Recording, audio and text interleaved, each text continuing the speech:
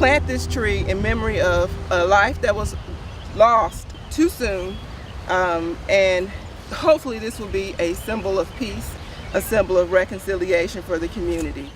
The death of Michael Brown and its impact on our conference, it caused some questions about whether or not we wanted to continue meeting in St. Louis. Also, our history, a couple months before we really started to gear up with planning for St. Louis, Trayvon Martin, we issued a statement regarding his death in our national conference, American Library Association conferencing in Orlando, and our disagreement with the application of stand your ground laws. So the context for that and us taking a stance with our larger organization conferencing in a city where African Americans possibly could be threatened in terms of the application of this law, we have Ferguson happen. So the question is, all right, well, this is just as a hot button topic as stand your ground, so how do we need to approach this?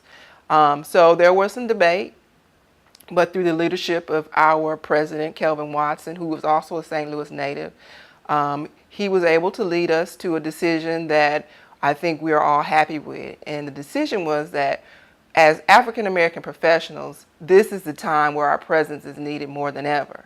So we can't turn tail when things are hard. I mean, that's the legacy of our culture, is that we have to buckle down and we have to fight. And so in doing that, we decided to stay, keep our conference here in St. Louis, but we also wanted to make sure that we branched out to the community and that we wouldn't just come to St. Louis and explore and be voyeurs and then just leave, but we also wanted to actually make some kind of impact while we're here. And one of the ways that we thought to do that was to create a gesture of goodwill and possibly reconciliation through a tree memorial to Michael Brown Jr. We met with the officials from Ferguson and they were okay with the tree, and in April, mid-April, the tree was planted. I want to welcome you all out here on a bright April day. It was a year ago I was out here dedicating a tree to my wife. So we thank you and we appreciate you, and we hope that everything will go well today. Thank you. It was a good day. It was sunny.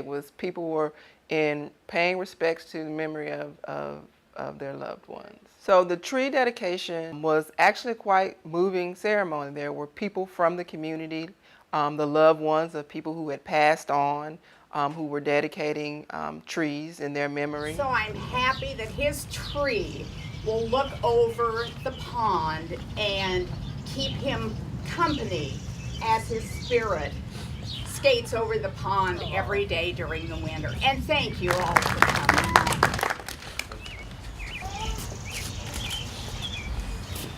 And on behalf of the Black Caucus of the American Library Association, we know that libraries offer a safe space within the community, and we hope that this tree offers a way of reconciliation and peace. And Rudolph Clay is going to read just a small resolution that we have offered up in memory of Michael Brown Jr. Thank you, Makiba. Whereas the Black Caucus of the American Library Association Incorporated, the entire Library Association, and communities throughout this nation sustain a great loss whenever lives are ended. Therefore, be it resolved that the Black Caucus of the American Library Association Incorporated dedicates this tree in the memory of Michael Brown to grow tall and to flourish, a symbol of peace, comfort, and hope for all who gather under its branches. And be it further resolved that we eulogize the memory of Michael Brown Jr. by trying to bring into our own lives, and I invite you to bring this into your own lives, that excellence, professionalism, coupled with sustained commitment, vision, power, that he was not allowed to grow into and express as an adult. And be it further resolved that the Black Caucus of the American Library Association expresses its sincere sympathy to the family of Michael Brown Jr., that we place a copy of this resolution in our permanent archives of the Black Caucus of the American Library Association. And we also send a copy of this resolution to the members of Michael Brown Jr.'s family in order to show his loved ones and friends the high esteem in which we hold his young life which ended far too soon. Be it further resolved that the Black Caucus of the American Library Association proclaims that Michael Brown Jr.'s life matters, that Black lives matter. Respectfully submitted by the officers and members of the Black Caucus of the American Library Association, Calvin A. Watson, President, Queens Library. So the tree was dedicated on April 18th, and by April 19th, it was partially cut down.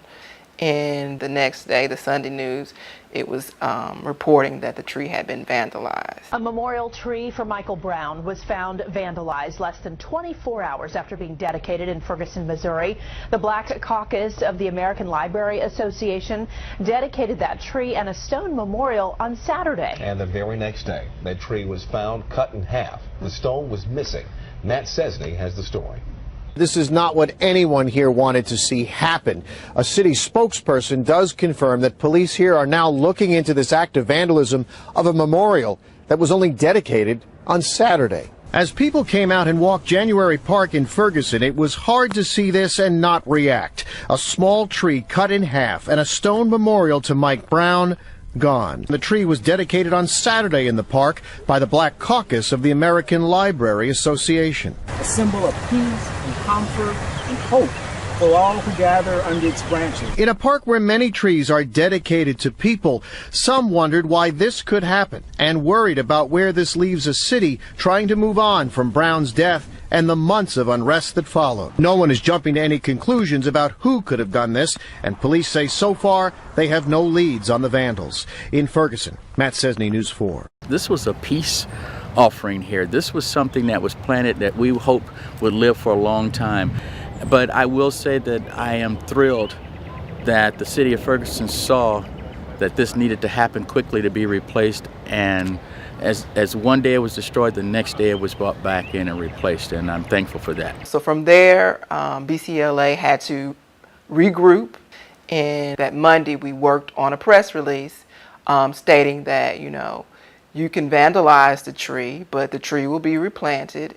And this does nothing more than to strengthen our resolve that issues of social justice, issues of diversity, issues of the things that our organization holds dear, that we'll still continue to fight for. And if nothing else, even more so, we plan to interact with the community of St. Louis.